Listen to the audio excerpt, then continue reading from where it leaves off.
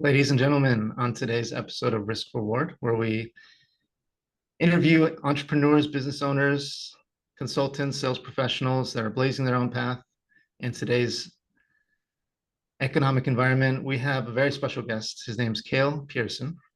He is the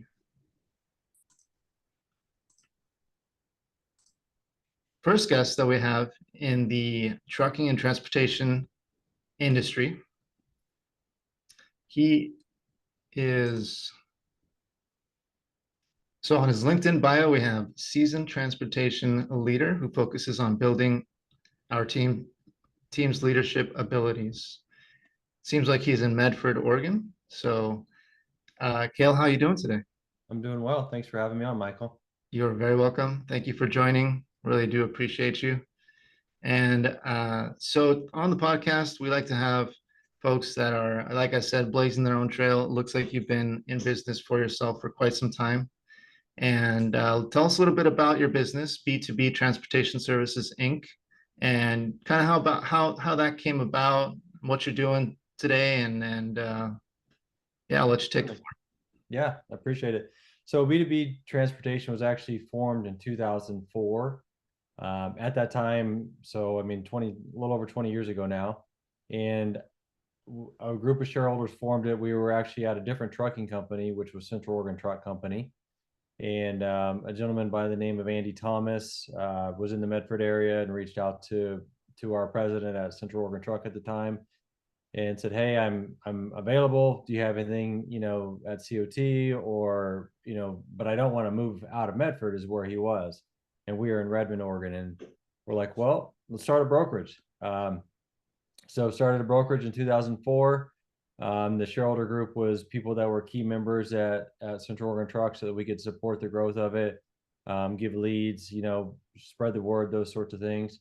Up until 2019, I was a shareholder. I was on the board of directors, but I wasn't really actively involved as an employee because I stayed at Central Oregon Truck until 2016 and then left there and went did some consulting, some leadership development, still have that business with my partner, Manny Martinez and Crestcom International there.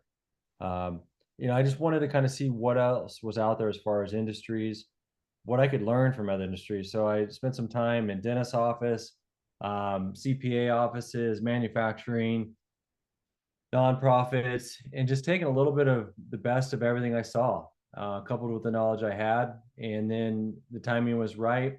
Shareholder group approached me again in 2019, said, "Hey, we haven't grown in a while. We know what you can do because we did it together at Central Oregon Truck. Just we need your help in any way, shape, or form that you can." And so December of 19, started kind of serving as more of a consultant role, even though I was an employee. My mindset was coming from the consulting world. So I was looking at, okay, if I was stepping into this business, I'm going to analyze it top to bottom and start there. And fast forward a couple months, COVID hit, and we really knew that we needed to make a change at the position of, we called it GM at the time, the general manager, good guy, good sales guy, but we were just flat. We weren't growing. Probably good person, just wrong seat. And so we made that change, and I took over April of 2020, so right in the middle of COVID. Hmm. Um, It must have been a doozy. yeah, it was like, I mean, everybody remembers, we didn't know what was going on, right? I mean, probably the straw that broke that camel's back of making that change was, I remember sitting in the office and talking to this gentleman and said, "We need to address COVID." He's like, "I disagree." And that was his response. "I just disagree." I'm like, "Well, you can't ignore it because it's real, wherever you fall on the spectrum of believability, it's happening and we need to acknowledge it as leaders of the organization. There's certain requirements we needed to do." And so he's like, "Fine, you do whatever you want." And I was like, "Okay." Because we were already set up to work remotely because we have agents. They all remote in. We had some remote employees. So it wasn't like the tech was an issue.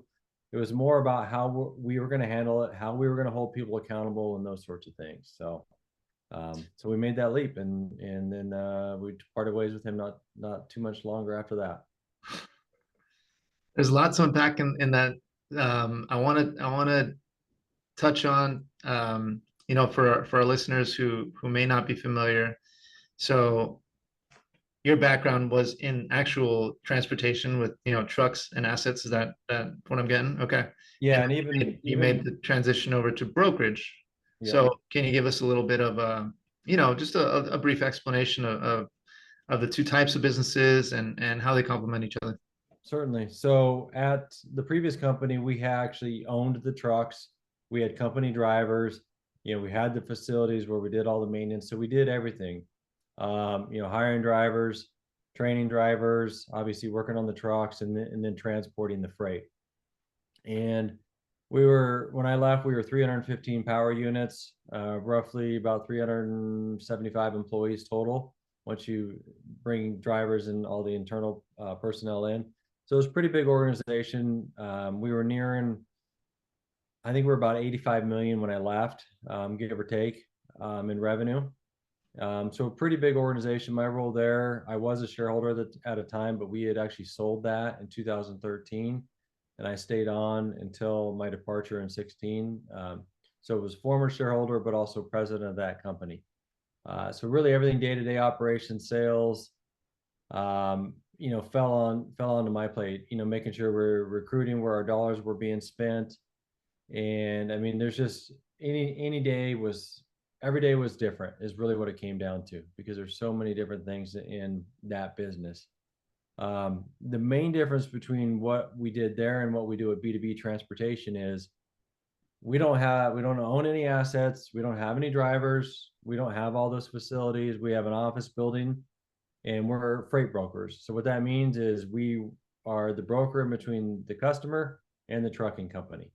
And so we'll partner with companies like the company that I used to work at and let them, or ask them, or negotiate to haul the freight, pay them amount, customer pays us a certain amount. And so we're that middle person. And really, the pitch for using a freight broker is the expertise that we bring. That, when you're a trucking company, you have a lot of mouths to feed with drivers and internal personnel, and getting them home, and equipment and breakdowns and all that. Well, where does customer service fall into that? And where does making sure that you're communicating with that customer, and that you're looking out for, safety hazards, or making sure that, the company that we're using is safe. So there's a lot of things to unpack there. So what I look at it is you're hiring another professional to help move your freight safely and securely, and to pick the best company to do that at a reasonable price. Awesome, awesome. And so tell us a little bit more about, the brokerage business. So I'm assuming, well, I have a little bit of familiarity when I was working at my previous company. We actually had a freight brokerage right next door, coincidentally, and that's how I kind of got some background into that, and a little peek behind the curtain of that business. Um, Tell us what the day-to-day operations look like. How you mentioned that you had prior connections going into this business. Um, Someone starting off and wanting to go into the brokerage business. Um, Give us a little play-by-play of what that all entails.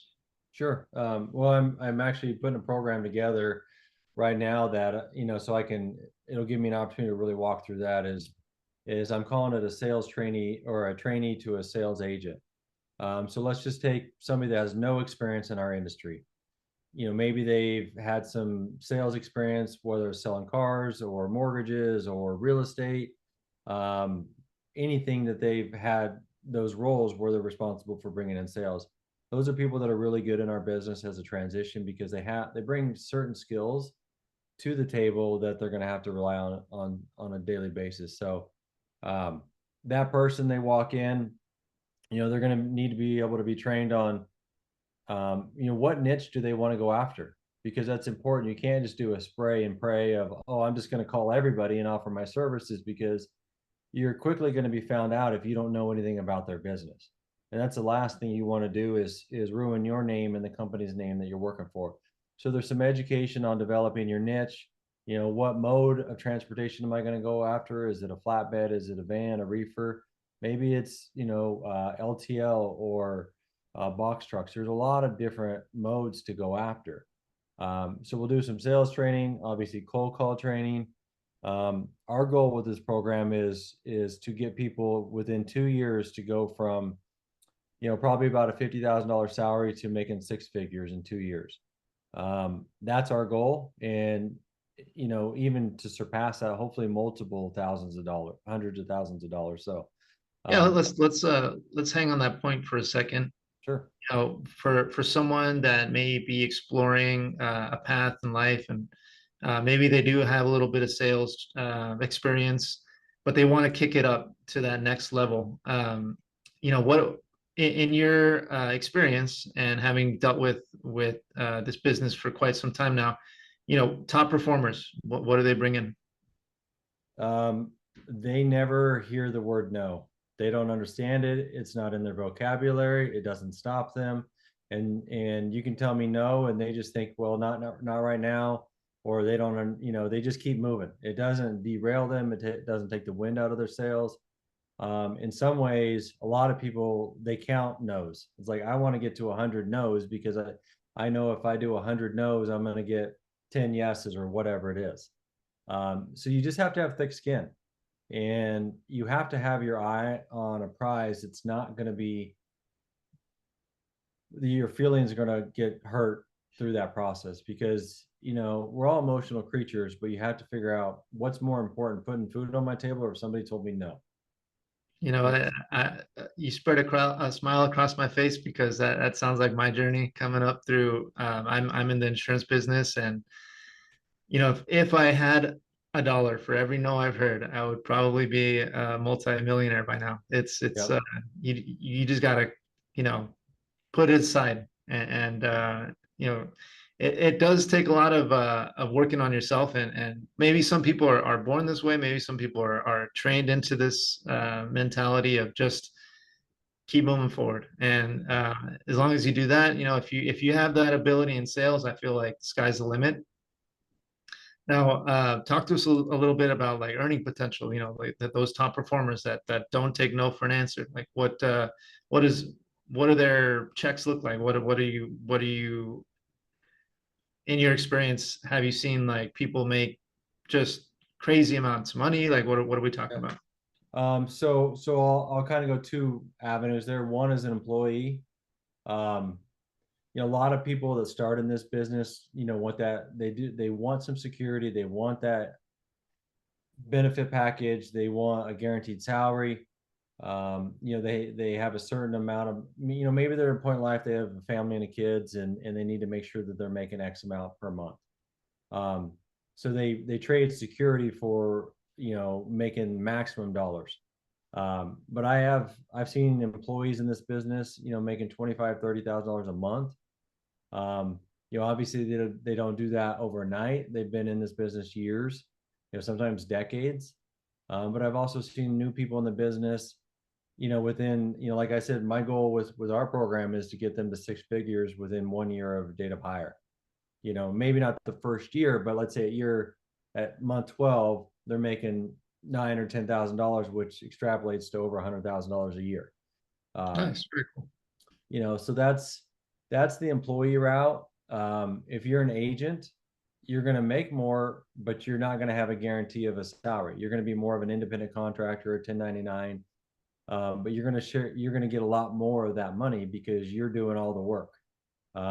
As far as sales and operations, where we come in on that is we do all the back office support, the credit checks, the invoicing, the collections, paying the carriers, giving them the operating system, the insurance, like is a big piece of that. We provide the insurance so they can operate. They'll operate under our authority. So we basically give them the whole shell, and they do the sales and the operations. But they're going to get 65 to 70% of the margin that they produce. Very nice. That's a good split. Yeah. So I've seen agents making, you know, good agents are making 50, $60,000 a month. Wow. Yeah.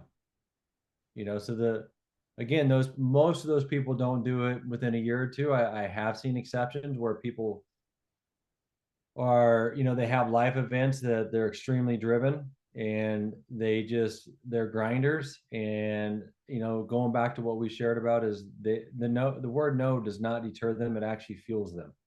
Just know they are that much closer to a yes. And I've seen some of those people, pull off 40, $50,000 in a couple of years, a month. That is a great income.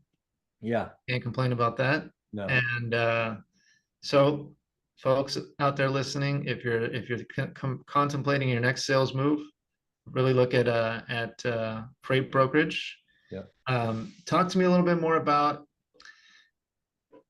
I would imagine, and correct me if I'm wrong here, that uh, like any other business, that it's cyclical, goes with the business cycles and stuff like that, boom, boom and bust sometimes. You've been in it a couple decades now. What do you, how can you guide someone through that, or talk to that, and what can people expect when they're considering a move into freight brokerage? Yeah. It is cyclical. The great thing about it is it's always going to be there, because if you buy something, 70% of the stuff that you buy in a store came to that store on a truck of some sort. So it's not like trucking is going to go away.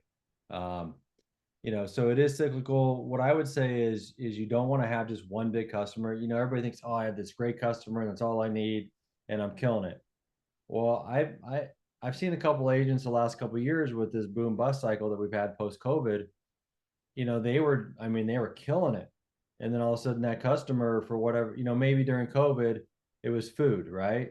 And so we were all at home, or it was building products. We were all at home and we had to eat because we couldn't eat at restaurants. So we had to buy more food.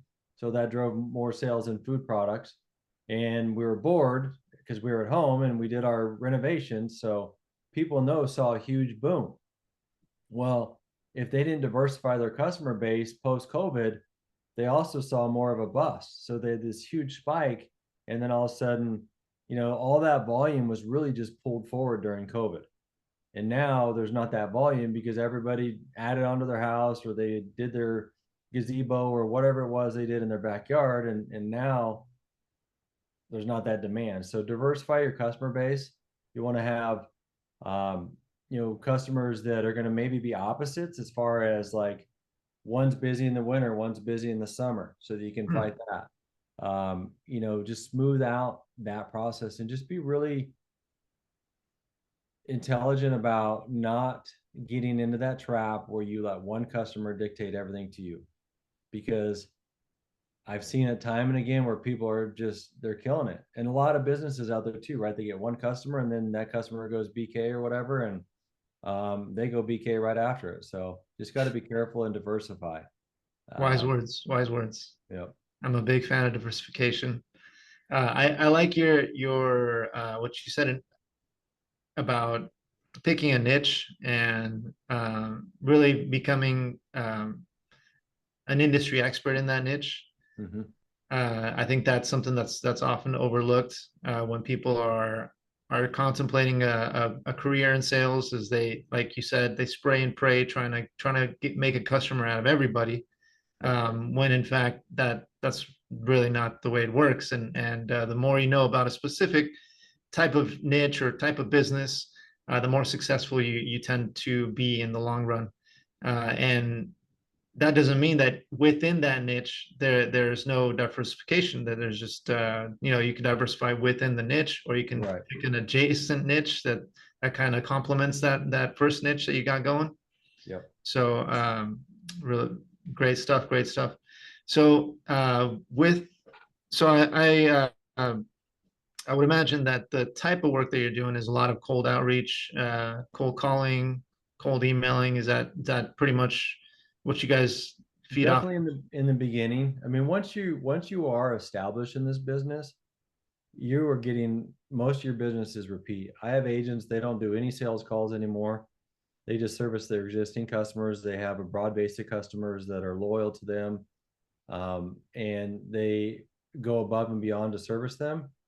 And so they don't need any or want any more business. It's kind of a weird thing to say when I hear it from them. I'm like, well, let me know who it is so that we can give that to somebody else in our network. Maybe another agent, maybe an employee that we have, let them service them versus just letting them go somewhere else.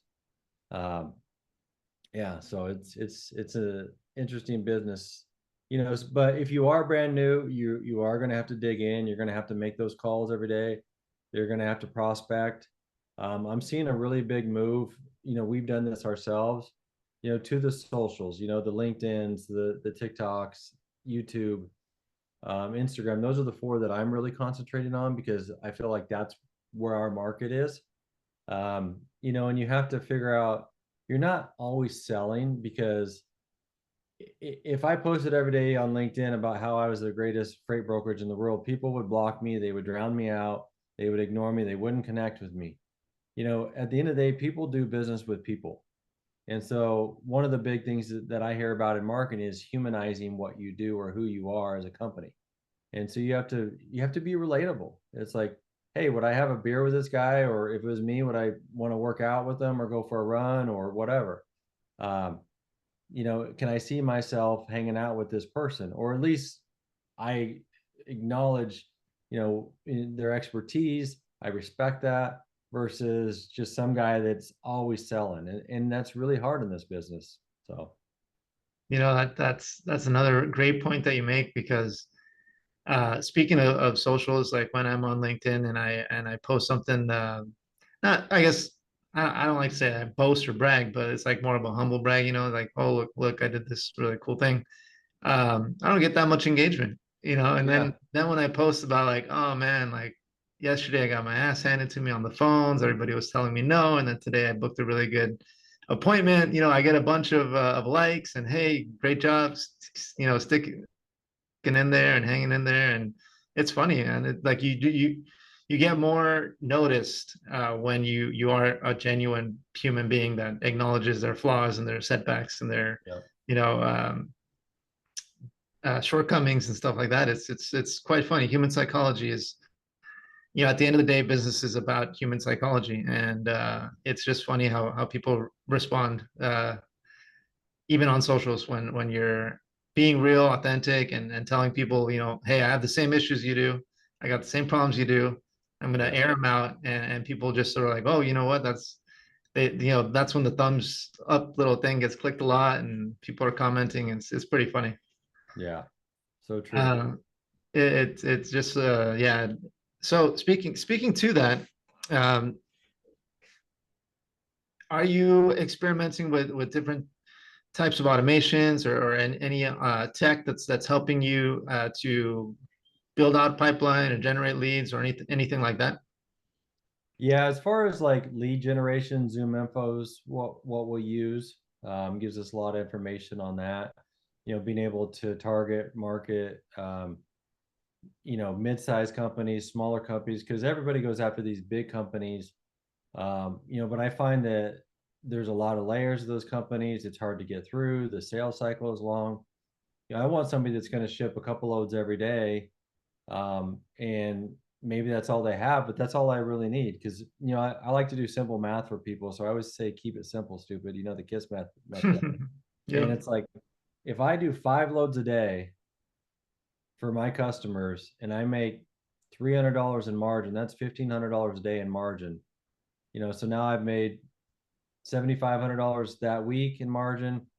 That's 30,000 in margin. If my split as an agent is 70% for simple math, I just made $21,000 that month off of 5 loads a day. So it's not like you have to, and that's $300 is a pretty average margin. Because you're not gonna. Some people think you're out here just killing it. You're making thousands of dollars a load. No, there's a lot of loads you're making $50, $100, but there's some that offset it. You might make 400 or 500 on it. So So as long as you keep the loads moving yeah, is the name of the game.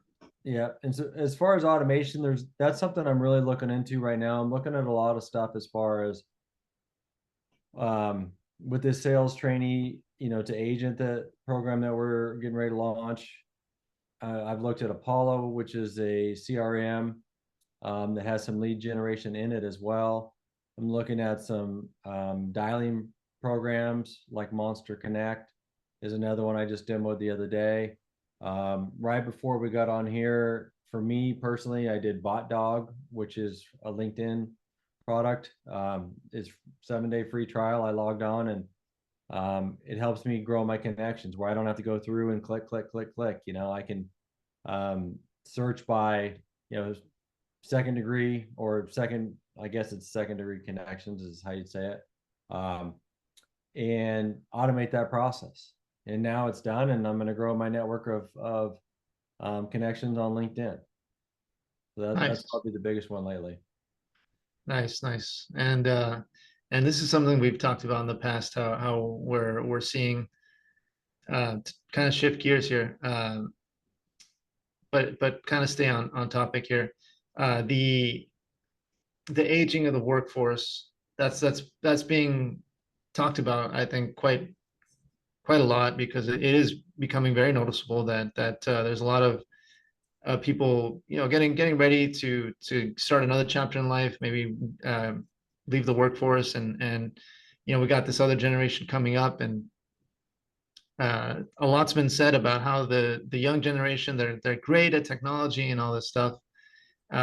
What's been your experience so far? Do you see that the younger crowd that's coming in, are they doing a lot of the tech and the automation? Are they trying the old tried and tested methods that everybody has used to get to where they've been? Or, can you touch on that? Yeah, I have a great example of that today on both sides. So, I think the younger generation, they grow up with tech. It's part of who they are. It's easy for them. Um, if there's an easier way to do it, they're going to figure it out. Um, and that's great because that's innovation within your company and in your industry. And I think that's important because a lot of businesses say, "Oh, it's the way we've always done it," and I hate that saying. Um, and I've tried certain things probably 10 times because times change. And just because it didn't work 2 years ago doesn't mean it's not going to work today, because maybe the market is now ready for whatever it is, right? Um, but if you don't continue to experiment and fall in love with that process of getting better every single day, then that's a real challenge because as we age, we don't like change. It's harder to change. It's harder for us to learn things. I mean, I'm not that old. I'm 46, but I still know that sometimes I'm like, I don't want to do that. And then I have to think, why am I doing that? It's like, so you just have to remind yourself, it's like you have to adapt and you have to continue to evolve. I actually sent out an email to a couple of our senior team members today, and they're great producers and they're really good at what they do. And I sent them like how I want to like modernize our sales training process. And they were like, that makes my head hurt. Thinking about automating phone calls and having a robo dialer and, doing 150 calls a day because they're thinking, I got to pick up the phone. I got to look up the phone number. I got to call. I got to vet it up. No, you build your list. You automate that process. You connect it with your CRM. You get your auto dialer. You go and, it's going to dial 8 people at a time. And when there's a connection, it's going to connect you and those others go off. So it's like, just figuring out how to use technology is so important.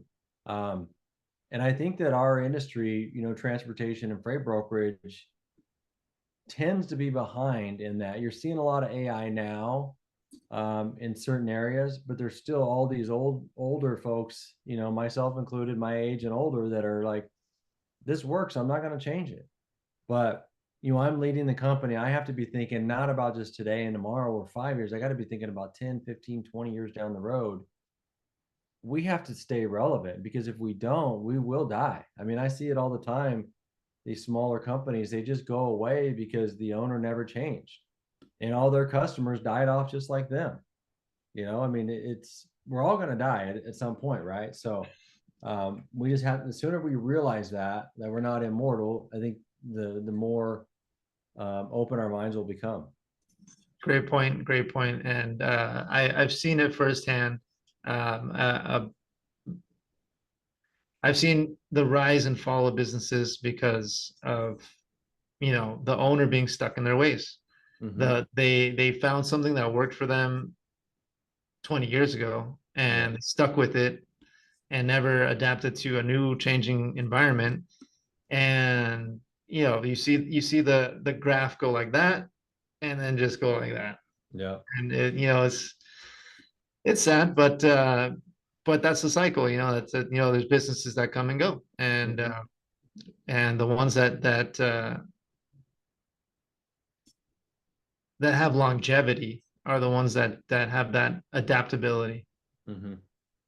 That's interesting. And then so touching on AI, that's something that everybody seems to be talking about, especially in the last year or 2 years. Do you see AI being used in your industry right now today? There's, I would say more in the when you have the trucking and the assets, you're going to use it more because there's a lot of stuff, as far as like, I'm thinking back to my days, and this was 8 years ago. We had, and I don't know if they were calling it AI, but we had programs that would overlay speed limits across the country. And so we would get notified of overspeeds, um, and excess speed, rolling off down hills.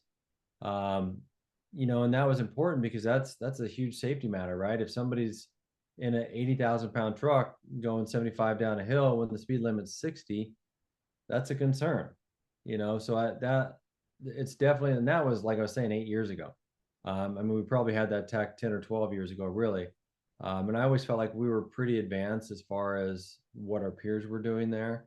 So there's probably way more that the trucking industry is doing, but I'm seeing it as well in appointment setting, because when you're getting into these huge like grocery stores and Costco's and Targets and those kind of things, there's a lot of appointments and it's very hard and it's very cumbersome. And so there's AI through that process now for appointment setting. I don't have experience with it because we don't service those customers, but I'm seeing that in the marketplace. Um, People talk about driverless trucks. I think that's a long ways off across the board. I can see it in small, um, small instances gaining steam, but it have to be very specific and very repeatable for it to work, or in early stages anyway. I mean, who knows what they develop down the road? Um, but there's just more. Um, there is, like, in pricing as well. There's a lot of AI in pricing right now as far as trying to bring all this data in and from different providers and give you, like, this is what the market is. Um, so it's kind of all over the board, really. It's just going to be more and more. I can tell you, if I wanted to have AI, I'd probably have somebody emailing me every single day to automate something. Um, Yeah, we all get those LinkedIn messages, right? Or emails like just automate this process, automate that process. yeah, automate your back office. Yeah, Yeah. okay. So, as someone who's been in this industry, in the transportation industry, you see automated trucks being quite a while away. Like it's not happening anytime soon. I don't think so. Not on a large scale. I mean, there's just, if you just think from an insurance perspective, right? Where's the risk go, and how do you ensure that if there's no driver?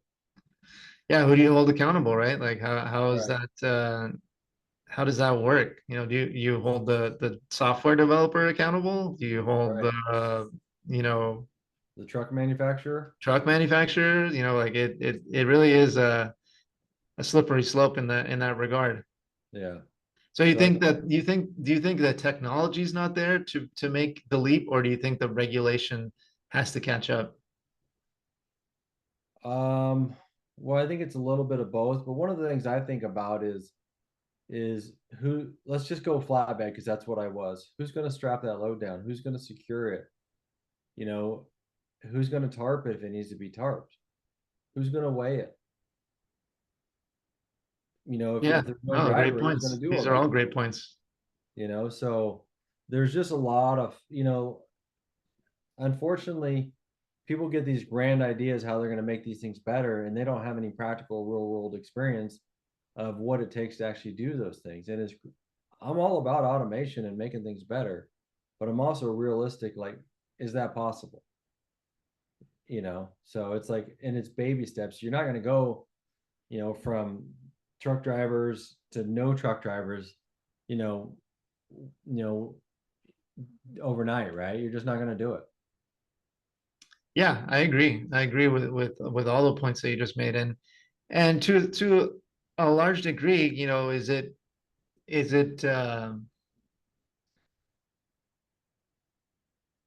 is it a good idea to get rid of people in the first place? Like I get that that's not the whole idea. That's not the whole concept of AI, right? Or of automation. Uh, but it seems to me like there's too many livelihoods attached to all the functions that we have across society and across the economic spectrum. That is just what does the world look like when nobody has to do anything anymore or work anymore? What does that look like? Yeah. Is that somewhere we want to be? No, it looks like when I had a rental car last week and I backed into a concrete barrier because it didn't beep at me. That's what it looks You know, like. I Yeah. I I feel that because I just got a new car and my last car didn't have a backup camera and I told myself I'm like I'm not gonna rely on this backup Uh, camera. I have to look at my mirrors and what is the first thing I do like 2 months after I get this car, I fire it up and when you fire it up you get that screen that says don't rely on this camera. You got to yeah. look around and stuff like that and I start backing up and you're right, it didn't beep and I didn't see anything on the camera and then bam, I'm like, Yep. oh, Yeah. So that's part of the problem is, we lose the ability to think critically in those small instances. And I think what we miss too, in a way, is just human interaction and being decent to people at times, right? Because I just want it this way and I don't care what you want. This is what I need. And there's no give and take and there's no reading the situation. There's no emotional intelligence in that process. right.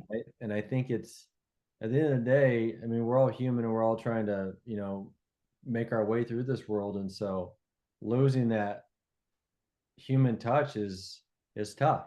Um, as far as jobs changing, I mean, if you just think about technology, that's always going to evolve. Um, but there are concerns when people don't know how to do anything, because everything's Yeah. done for you. That is a I mean, real that's concern. there's no horse-drawn carriage drivers anymore, right? No, So, jobs are always being replaced by other jobs. So that's always going to just continue to happen. But if we fully automate the economy, what are we going to do with our time if we're not working? Like what? I yeah, mean, I'm not like saying our purpose on this earth is to work. Obviously work is just an aspect of life. right, But if we fully automate everything, and maybe that's not really the goal. Maybe that's just kind of a narrative that the media is pushing right now, kind of scare people, probably. drum up fear. Um, but it just, it's a thought exercise. What happens when AI or robots or whatever, really are here and really Hmm. are doing our jobs. Because Yeah, that world will come maybe sooner than later, yeah, maybe in our lifetimes, maybe not. It's just an interesting thing to think about. yeah. I always find that kind of interesting. Hmm. All right, Kale, as we're landing the plane here, it's been great chatting with you and getting to know this industry a little bit better and hopefully our listeners are got a taste or a sense of what it's like to be in this business and obviously you can't get the full picture in this 30 45 minutes that we've been talking. Yeah. How can people get in touch with you if they're interested? What are the steps that people can take to get into this industry? And I think we can leave it at that. Yeah, I'd say just hit us up on our socials, whether it's, my LinkedIn is Cale Pearson. That's pretty simple. Our YouTube is at B2B Transportation. Same thing with TikTok and Instagram. I mean, those are the main socials, or just our website at B2B Transerve. I mean, if you Google it, you'll see it. You'll see all our videos out there. And we've made a huge push into creating content and videos. And so if you just Google B2B Transportation, you'll find us. Awesome, awesome. Well, Kale, thank you so much for joining us today, giving us an insight into this fascinating career that people may have overlooked or may not have been aware of. So I thank you for that, and hopefully I'll have you on the show again sometime in the future. Awesome. Appreciate it. Thank you. Awesome.